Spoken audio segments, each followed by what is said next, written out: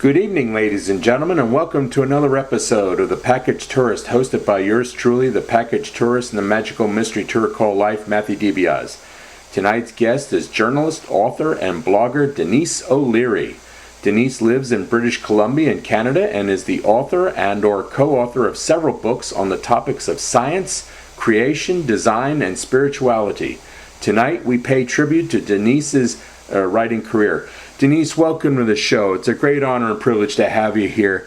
I'd like to start off by asking you, on your Amazon page, you state, and I quote, "I first became interested in these issues because materialist mechanist interpretations of the universe and life do not make any sense. There must be a design behind it all." Please tell our audience, how did you arrive at this core philosophy? Well, the alternatives didn't make any sense. Nothing comes from nothing. Okay. So, how does a universe with laws that dictate how things work come from nothing? Well, it doesn't. And so something must be behind the universe. Okay. This isn't an idea original with me. Every classical philosopher said that. Okay. Last year, you and Dr. Michael Egnor co-wrote The Immortal Mind, a neurosurgeon's case for the existence of the soul. Would you please tell our listeners, how did Dr. Egnor establish that there is indeed a human soul? Well, the traditional approach has been that the human being has some characteristics that are not those of other life forms. We think about ethical issues. We think about we choose whether we should do something or not. Rational moral choices. Should we bomb Hiroshima or not? What would be the questions we would ask? Okay, so my point is that the traditional philosopher said the two things that distinguish the human being from other life forms is reason and moral choice. So the question is, it's not about, that goes on to many things, right? But the main thing to see there is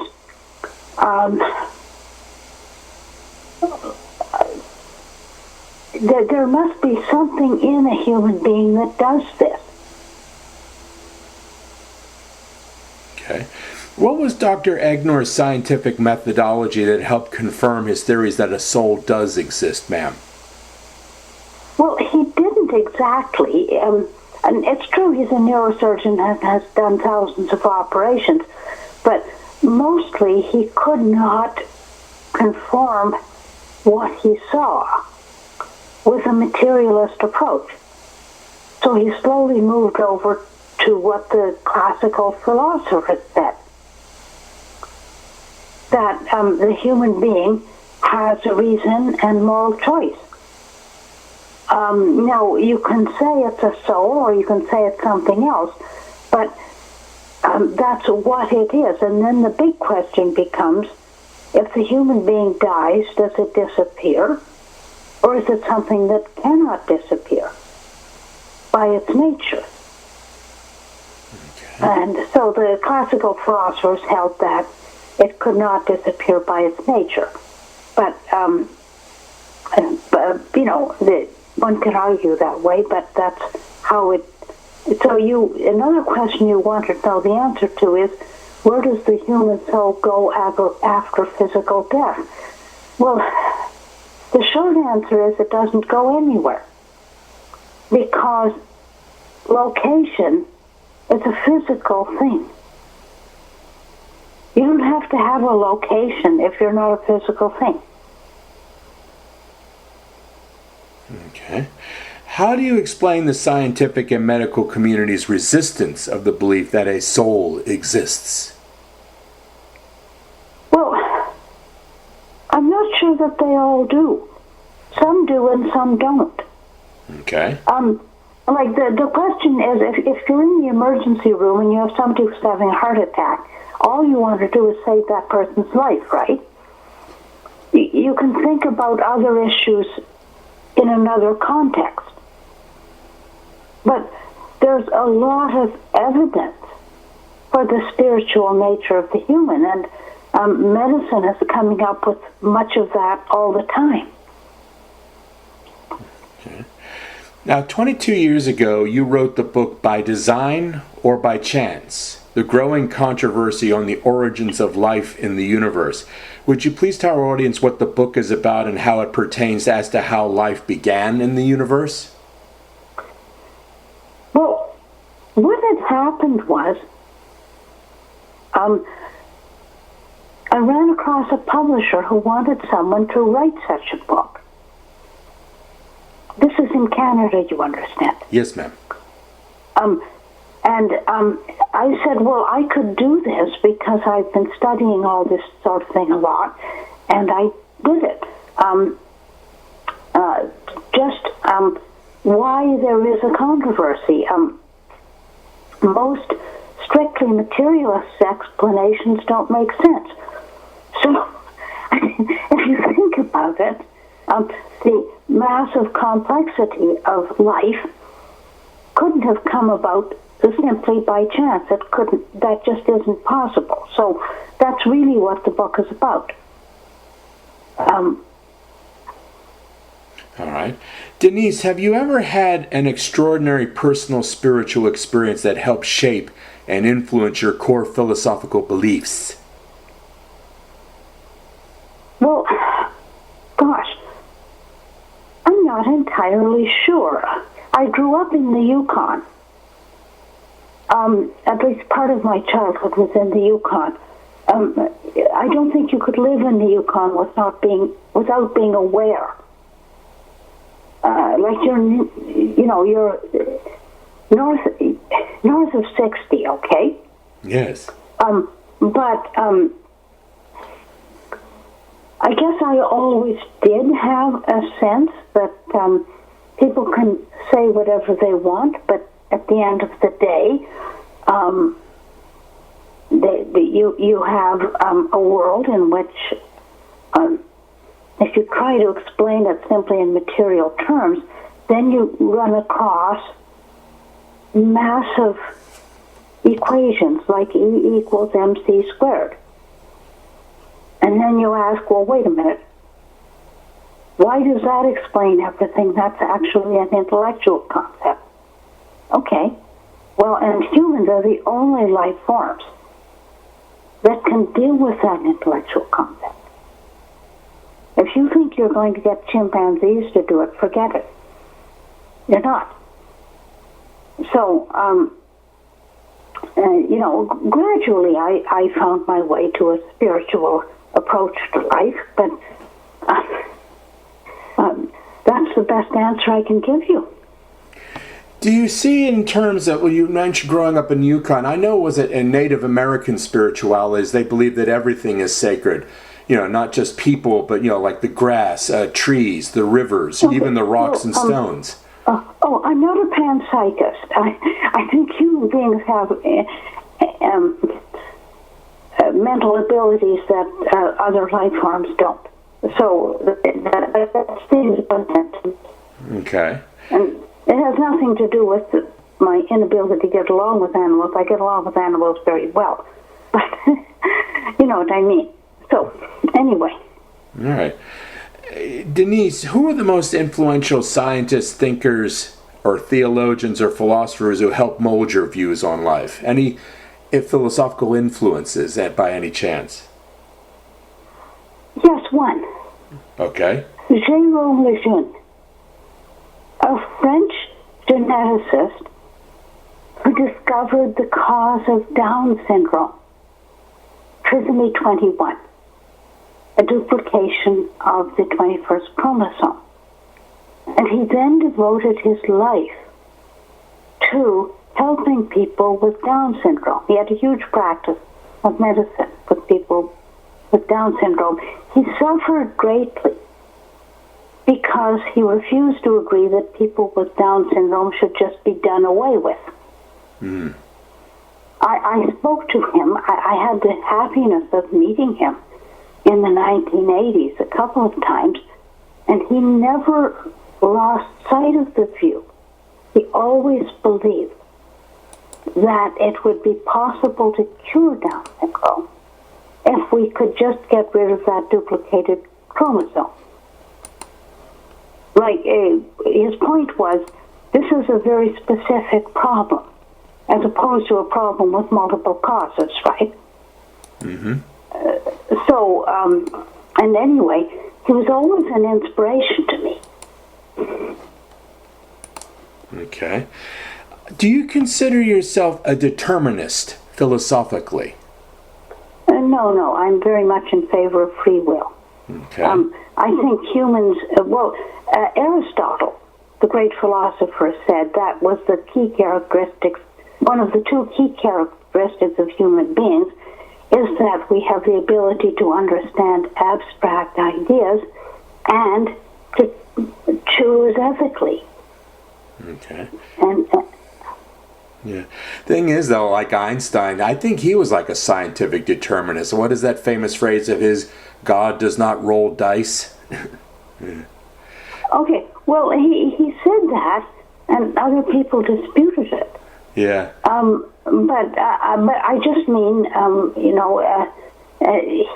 was very much a determinist, but other scientists didn't agree with him. Mm-hmm. And the problem with determinism is, if you really believe it, you can't believe in any, I'm trying to find the right word here, humanist approach to life. Hmm. Okay. If you think about it. Yes. Then the government should control everybody. Hmm. And make everybody do what they want. Nobody practically I've ever met agrees with that. Right. No, but no, I don't. I think people do make decisions and they're responsible for them. All right. What do you think is humanity's greatest obstacle or threat in comprehending its place in the universe, in your opinion?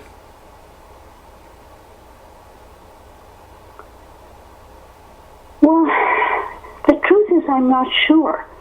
Because I don't know what our place in the universe is. I'd be more likely to think we should look at what we can do each day in dealing with each other. If we can't do that, why are we worrying about our place in the universe? Okay. Denyse, let's talk about you now. Where were you born and raised? I was born in Saskatchewan, raised in various places in Canada. Where are you phoning me from, by the way? Philadelphia, Pennsylvania, ma'am. Okay, thank you. Just wondering out of interest. Okay, I'm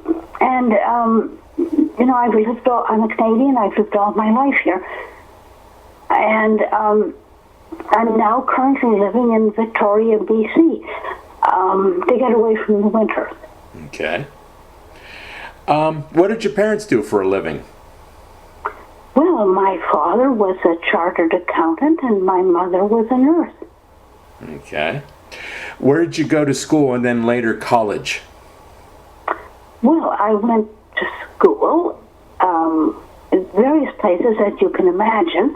I got my degree from Sir Wilfrid Laurier University in English language and literature.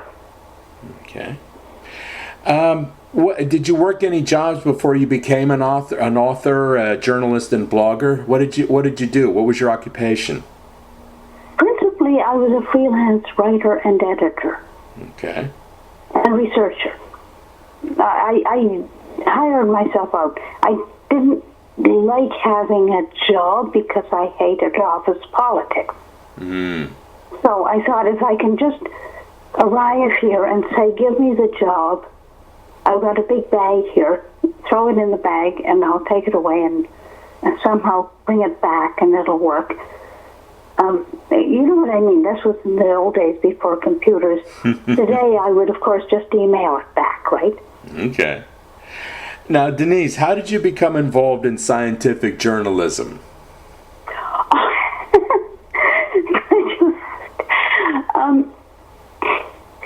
Dolly the sheep.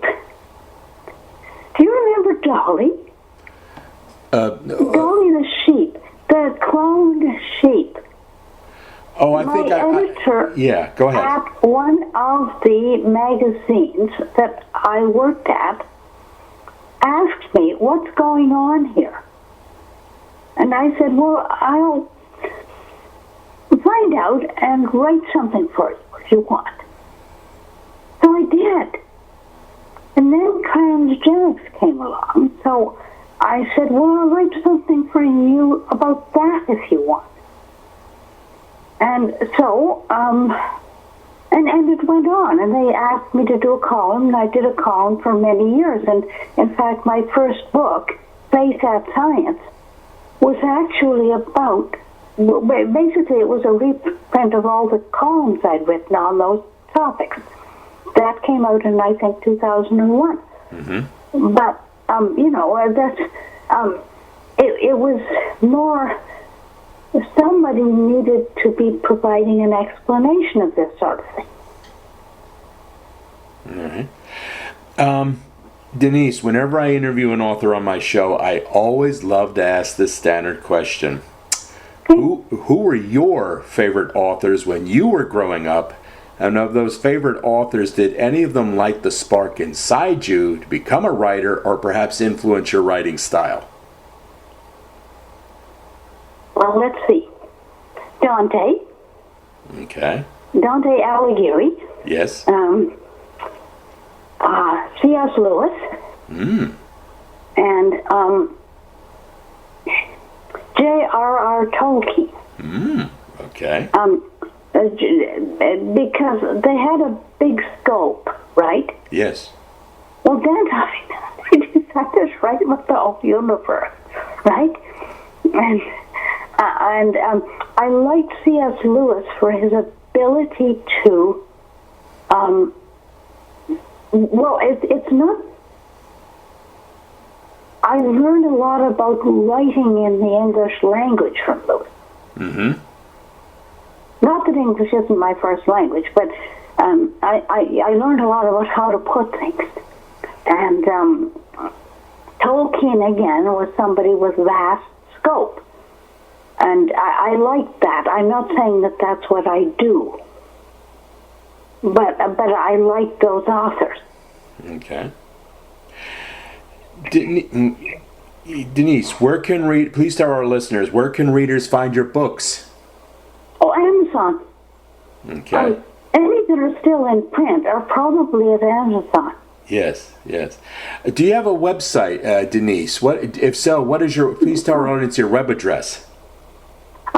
DenyseO'Leary.ca. Okay. Yes, I'm allowed to use .ca. Yes. Denyse, last question. What will be your next book project, and when can we expect its release? Well, Michael Egnar, the neurosurgeon that is the first author of The Immortal Mind, and I are now working on a book on near-death experiences. Ooh.